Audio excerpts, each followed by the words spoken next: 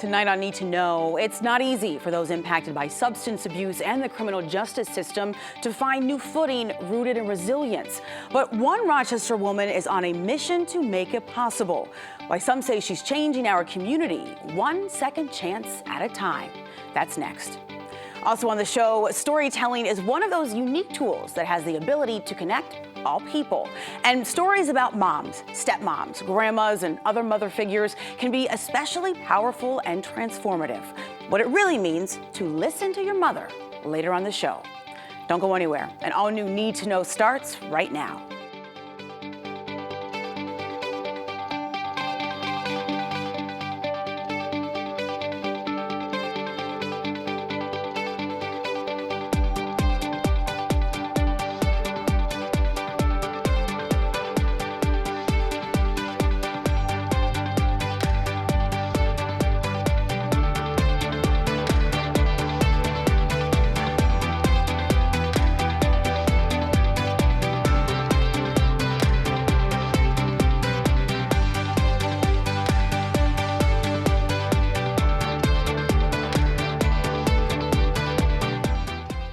It was President Barack Obama who succinctly stated, "We live in a complex world and at a challenging time." Add in the complexity of having a parent or spouse involved in the criminal justice system, and some might say that's a recipe for severe hardship. Tammy Butler Fluitt's son is all too familiar with what it's like to have an incarcerated parent. In part, that experience has led her to more than 2 decades in the human services field, helping those in our community impacted by parental incarceration. Her nonprofit, Samaritan Center of Excellence, is a direct resource for women in recovery from substance abuse and those involved in the criminal justice system.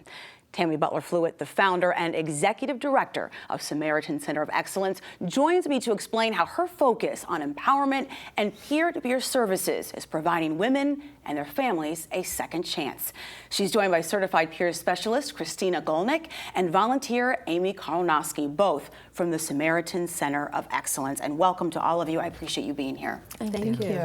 So I want to begin by giving our viewers just a little bit of an understanding as to how challenging and difficult it can be for people to find their footing when they're in recovery and after they've been involved in the criminal justice system. So can you explain that and why that can be so challenging? And I'll give that to you, Tammy, to begin. So I first want to thank you all for having us on the show. And before I start, I want to open up the floor to Chris and Amy to share, if they can, their experience, because I believe there's voice and people who've actually gone through this experience themselves. And as we begin to reduce the stigma, there's beauty in sharing that there is hope, faith, and strength as they move through the process of recovery itself. Amy, do you want to begin? Sure. So I am a recovering opiate addict. I'm currently in drug court and on probation. So I am definitely in the system, and I have the ability, now that I'm working with Tammy and interning with her, to see both sides of it, what I've gone through and also how I can relate that to the community and help other women specifically in the community. So it's a great opportunity for me, and I'm really excited about it. Christina. I am a recovering alcoholic, and I spent a good number of years of struggling and battling the disease on my own, using 12-step programs, doctor visits, constant conversations with my children and families, and I didn't hide it from anybody. I just was finding it extremely difficult to put it in perspective. And in 2012, I found myself behind bars, and 4 adult children who felt as though that was the best place for me at the time. And when I came out, finding some place to go was next to impossible. I didn't know where to go. Start with certain systems, and I've had mentors, and one of them directed me to the Samaritan Center of Excellence, where I found compassion, I found direction, encouragement. Right off the bat, Tammy noticed some of my skills and suggested that maybe I take on this, and maybe I take on tutoring, possibly directing, some organization, tell my story. And the more I did that, the more I recognized that, like Amy said, there's 2 sides to this, and I could where my experience with pride, good pride, and I heard about this peer movement. And again, through Tammy's direction and SERPA training and coach training and mentoring training, next thing you know, I have a certification in peer specialist. And I work with Tammy at the Samaritan Center with people who have needs or challenges that I might be able to address. Tammy, at what point did you see that there was a gap in our community for these services? Because you said, Christina, that it was hard to find your needs and to have those needs met. So what helped you to see there is a severe need for this right now? I think one of the things that I noticed, particularly at a very early time when my son had a father who was incarcerated, is that where do you go? Who do you turn to? And who do you talk to? Oftentimes there is a stigma, and no one wants to talk about the shame of having a parent incarcerated.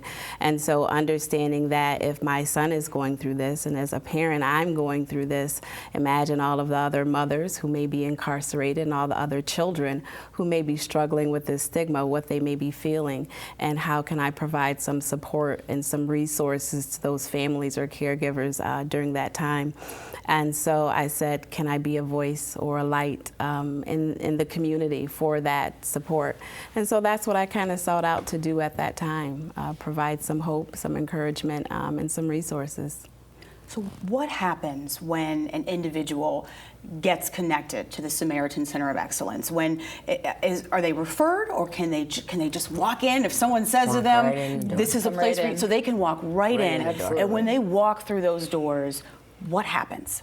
So I think what is special about the Samaritan Center and Tammy's vision specifically is there are a lot of places in Rochester where you can get outpatient counseling. There's certainly AA and NA, and there's a lot of different places to get different kinds of help. But at the Samaritan Center, Tammy focuses on the whole person, nutrition and mental health counseling. She'll get you set up with that. She can connect you with anybody in the community to offer those specific services, but her focus is on the whole individual. So we want to help every aspect of somebody's life, not just one aspect. We want to help them make better choices, and we want to walk with them as they start to make those better choices and stick with them throughout the length of it, not just a in and out type of thing. And Amy, having been, as you mentioned, on both sides, how do you see that all of these different facets of your vision, Tammy, how do you see how they can all work together to really help somebody on their journey moving forward? Sure. So from what I have spoke to Tammy at length about and what I know about the history of the Samaritan Center, she has found a specific place to insert herself into somebody's life. And when she finds a woman that has needs that need to be met with services, she believes that helping that woman, that mother, that will then carry on to the rest of the family, which is a really great concept because there are a lot of places where we can help people, but she has both the compassion, the know-how, and a specific place of entering somebody's life to then trickle down to the other people in the family, which is really a great concept. And she follows through with it. So, how do you do that? Because I would imagine that takes a level of trust too. That takes trust on the part of the person to be able to open themselves up. How do you make that connection to really have that positive ripple effect then? I think one of the ways that I'm able to do that is helping people to understand that I've been through a lot of the struggles that they have been through. Oftentimes people look at me and go, you know, you don't know where I've come from, or you don't know what I've been through. And being transparent in my journey, being transparent in the things that I've gone through, whether it's trauma, whether it's domestic violence, whether it's relationship hurts, all of those things, teen parenting, you know, I'm transparent and sharing. I'm the executive director, but I'm also human. I've also been there, done that. And I am here today to show people that you can get through it. We tell this story about jumping into the hole, and oftentimes we see people or individuals who are struggling. And my thing is, if you jump into the hole when they're struggling and they go, why are you down here with me? And how are we both going to get out of this? And you say, well, I've been here before and I know the way out. It's going back to get someone when they're struggling because you've already been through that journey, that you know the way out and you can help them. One thing that stood out to me when I learned about you, because I've heard about you in the community, so it's great to be able to finally meet you. One thing I heard about was the impact of these peer-to-peer services. And so, Christina, talk a little bit. I want you to kind of go into this. How is that powerful when you have that type of a connection? It doesn't seem like a service. It seems like a conversation like we're having right here. Make friends right off the bat.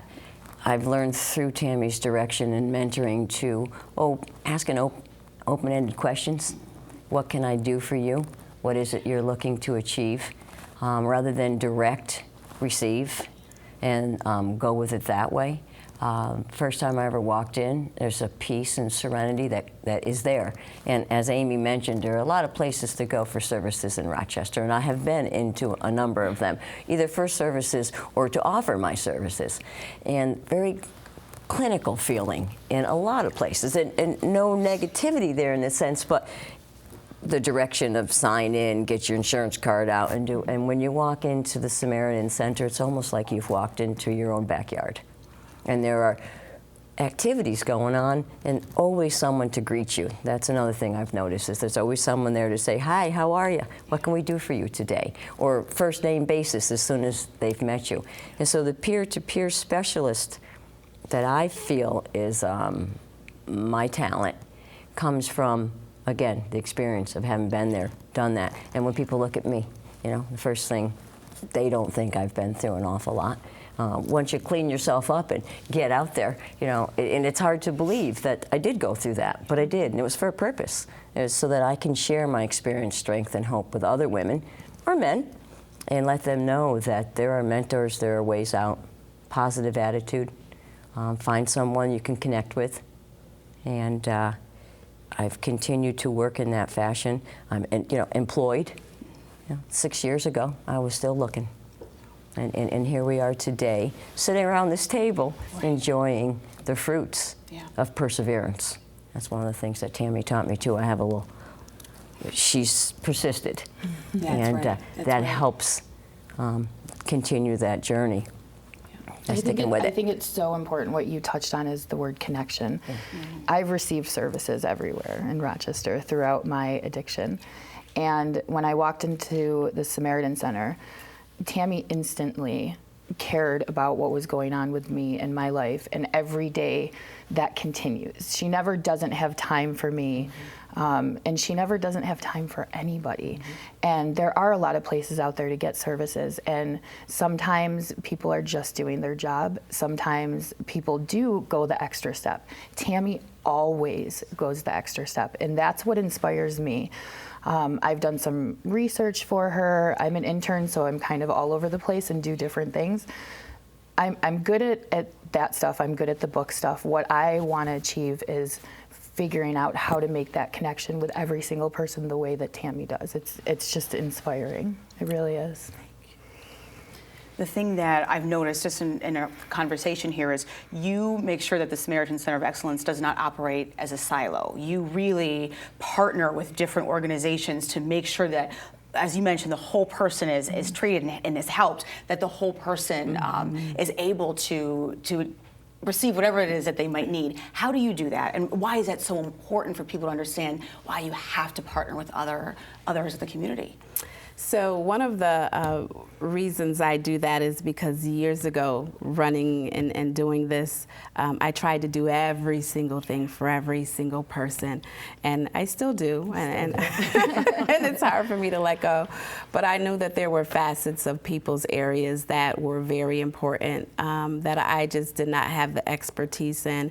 But there were people in the community that had that were the experts, and how could I tap into that? So calling in people and businesses, particularly Exercise Express, they are the experts in health and wellness. Can I please get them on board, and how could I get them on board? Me Time Massage, those are our two biggest partners, providing exercise, health and wellness, anxiety, stress reduction, and being co-located in one building allows us to provide that support for individuals and families. So that's what we do. Well, unfortunately, we are out of time, but a huge thank you to all of you for being here and for the work that you're doing in our community.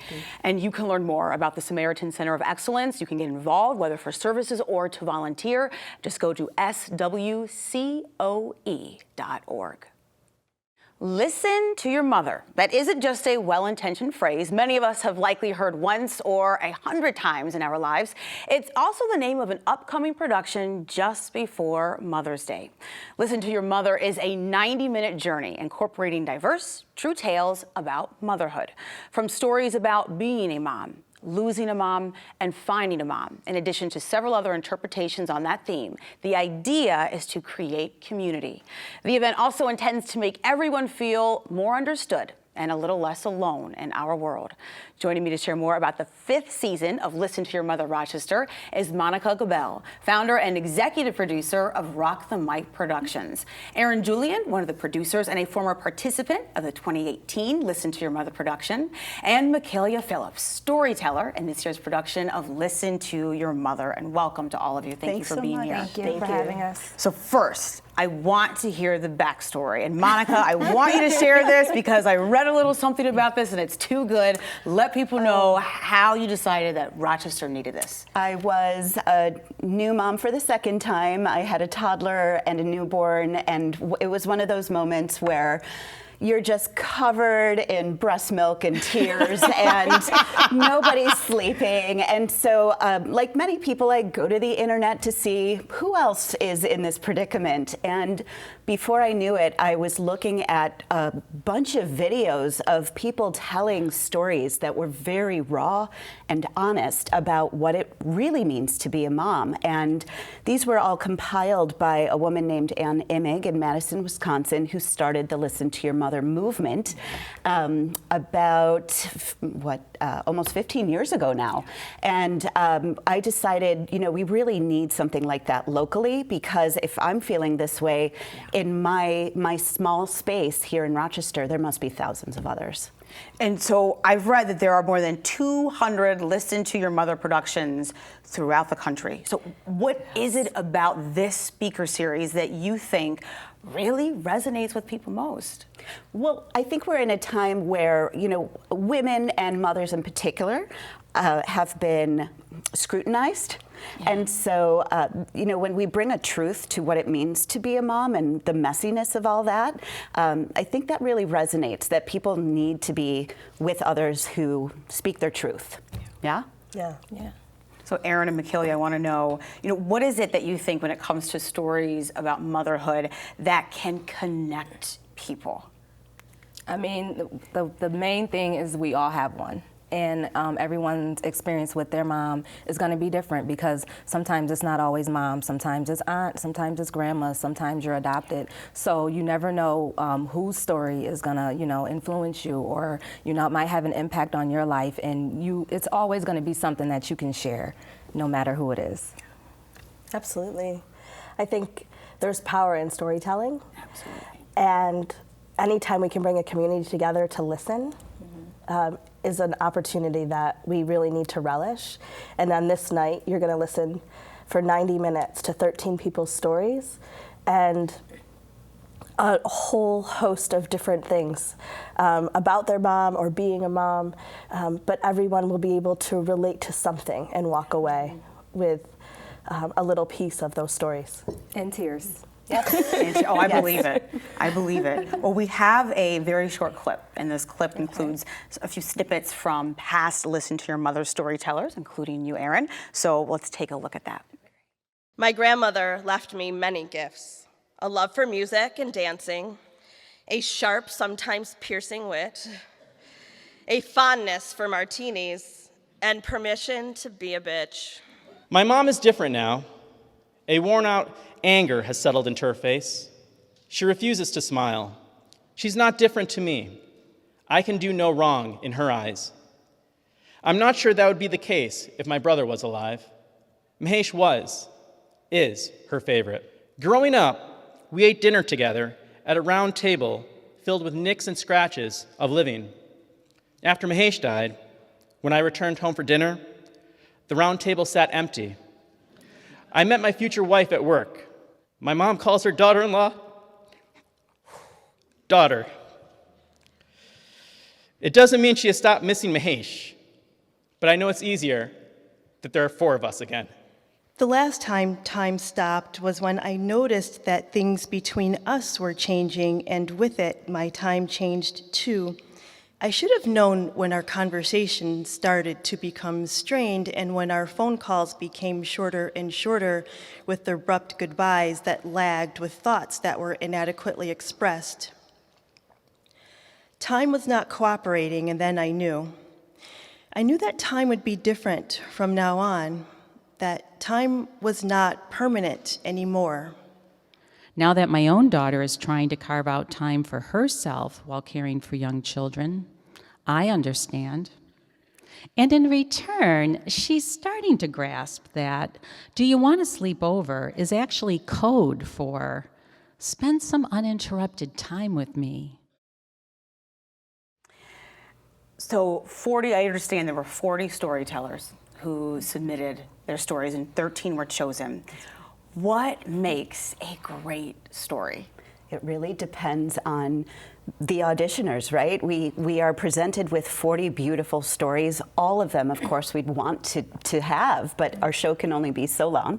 And so we look for stories that somehow either thematically or otherwise create a fabric that just tells, over a 90-minute period, a true story of what motherhood really looks like, but also that represents the diversity of voices in our community. So Aaron and Michaelia, so you did this in 2018. You are going to take the stage on Saturday. Yes. So I want to hear from both of you about this. It's hard, it's vulnerable, right? It's a vulnerable moment to really stand in front of a large audience and share part of yourselves and your journey with others. So what made you want to do this? What part of your stories did you think were really important for the community to hear and hopefully connect with? Well, actually, I was at work, and we do have this app. It's sort of like Facebook, and Sarah Fitzgibbons actually, posted about listening to your mother, and I got about 3 different tags, and they're like, "Michaelia, are you going to present at this? Are you going to do it?" So I'm like, "Yeah, sure, I'll do it." So, as time is going on, I'm thinking about, okay, who am I going to write about? Am I going to write about my mom? Because unfortunately, my mom passed when I was 8, so I don't remember too much about her. So I said, okay, can I write about myself? Because there's a lot that I can talk about with me and my daughter. And then I'm like, okay, it's just something that I'm thinking about. So one morning, me and my daughter, we had a little disagreement, and I was feeling a little down and everything. So when she went to her bus, I just sat on the couch and I took out my pen and paper and I just started writing. And everything that came out was about my grandmother, and it was just everything that I had, inside of me, and I just put it down in words. I typed it up, and that was what I submitted. And I, when I went to give it, I wasn't thinking anything of it. I didn't think that it would go anywhere. I just said, you know what, this is me in the light. This is my story, and I told that story, and it got in. So. Thankful for that. And Aaron, the story of your grandmother's sunglasses. Yes. This is great. This is great. So similarly, my story was about my grandmother, and I had lost her just about 6 months prior to writing that piece. And so to me, it was sort of the eulogy to my grandmother, to really honor the presence that she had in my life. She was a fierce female role model and really paved the way, not just for my mom and for me and my sister, but also for many women that she touched. She had an incredible fashion sense, and as part of that left me her Coco Chanel sunglasses, which was part of the story as well. But I'm so happy to have those and to have had her in my life. And so it felt really great to be able to honor her in this tribute at Listen to Your Mother last year. Monica, talk about what you're hearing. This is the 5th year. I'm sure from the storytellers you hear about how this is a healing, great, and a process in of itself for them. Healing, one of those things that can come along with telling your story. What are you also hearing in terms of those who come, observe, listen, and walk away some changed? Sure. Well, a lot of people who come for the first time don't know what to expect. They are either coming to support a friend who's in the show, or they're coming because they've heard that this is kind of a fun fun evening. But what we hear is that people are walking away saying, oh my God, that was my story. I had no idea that I was in good company, or I didn't realize that I could be validated with this one story that was maybe 5 minutes long. Wow, that person really talked right to my soul. So we see people coming out of this show looking for the speakers, looking to just put their hand on somebody's shoulder to say thank you for telling that, and then they're inspired to go home and write their own story, which is amazing. It's what our executive director, Corey Spike Carter, has called the ripple effect, but we're starting to call it a wave, because it's really gone through the community in such different ways, with people not just writing down their stories, but being inspired to come back and audition, even if they're not a writer, or they just have never told a story out loud before. So it's really wonderful to see that kind of community brewing here. And Listen to Your Mother gives back to the community in other ways. And I want to make sure that we touch upon that. Yes, thank you. So all the proceeds from our show benefit the Society for the Protection and Care of Children, the SPCC, our local chapter of that. And to date, we've raised over $30,000 for the SPCC. So we're really excited to be able to help Rochester's own families, women, children, people who are in dire need of help and services. So it's not just that we're elevating motherhood and female role models here, but that we are really honoring families by giving directly to them.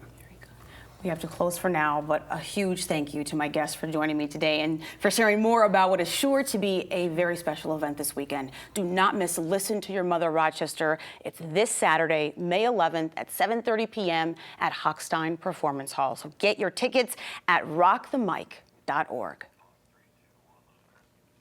And that wraps up another edition of Need to Know, Rochester's news magazine. I'm your host, Helene Bianduti-Hofer. Thank you for joining me tonight and throughout the weekend here on WXXI TV. I will see you next week.